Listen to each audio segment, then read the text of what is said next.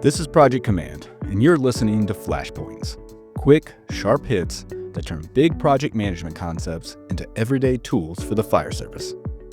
I'm Lieutenant Duke Cuneo, and I'll be your host.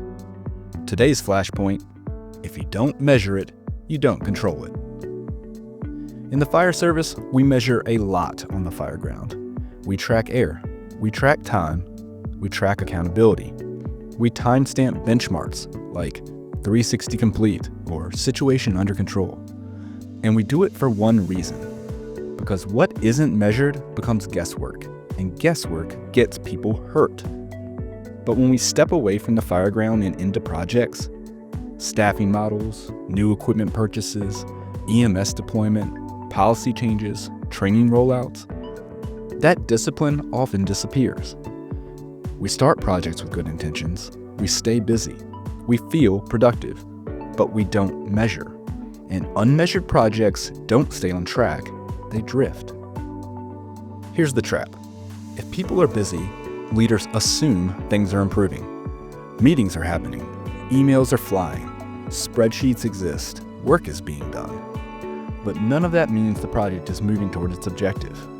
On the fireground, no one says, "Command, everyone looks busy, so things must be going well." We want data, we want benchmarks, we want confirmation that what we're doing is actually working. Projects deserve the same discipline. Measurement doesn't mean drowning your people in spreadsheets or turning projects into administrative science experiments. It means answering a few simple questions consistently. Are we closer to the goal than we were last month? Is this change reducing risk, cost, or workload, or just shifting it? Are we using fewer resources or just burning them differently? Are results matching intent? If you can't answer those questions with numbers, even rough ones, you're not controlling the project, you're hoping. Think about SCBA air. Before we measured it, firefighters felt fine, right up until they didn't. Crews pushed too far, rescues got riskier, close calls multiplied. Once we started measuring air, pressure checks, work cycles, exit triggers, behavior changed, decisions improved, risk dropped. The fire didn't change, the measurement did. Projects work the same way. The truth is, most projects don't fail in dramatic fashion. They don't explode. They don't get canceled. They quietly take longer than expected, cost more than planned, deliver less than promised, and exhaust the people assigned to them. And leadership often can't explain why.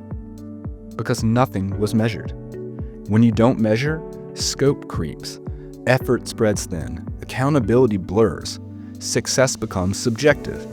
And subjective success is how organizations convince themselves that mediocre outcomes are acceptable. You don't need perfect data. You need usable data. This is where people get stuck.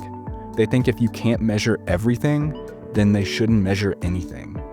That's wrong. You don't need perfect numbers. You need directional indicators.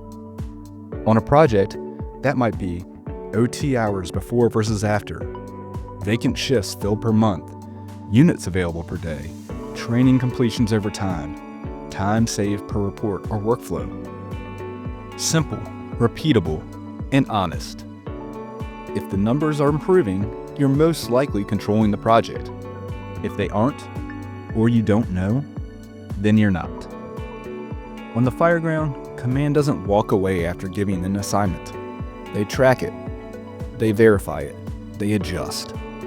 Projects are no different. Launching a project without measurement is like assigning a crew to search a structure and never asking for a report. Eventually, you're going to be surprised, and surprises are rarely good. So here's the takeaway. If you want control, you must measure. If you want improvement, you must measure. If you want credibility with leadership, you must measure.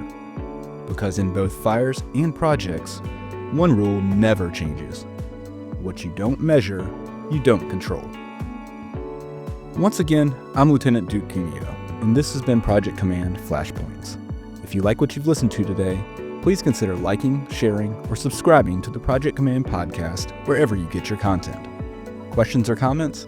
We'd love to see them. Send them our way. The email address is projectcommandpodcast@gmail.com. That's projectcommandpodcast@gmail.com. Thanks again for listening.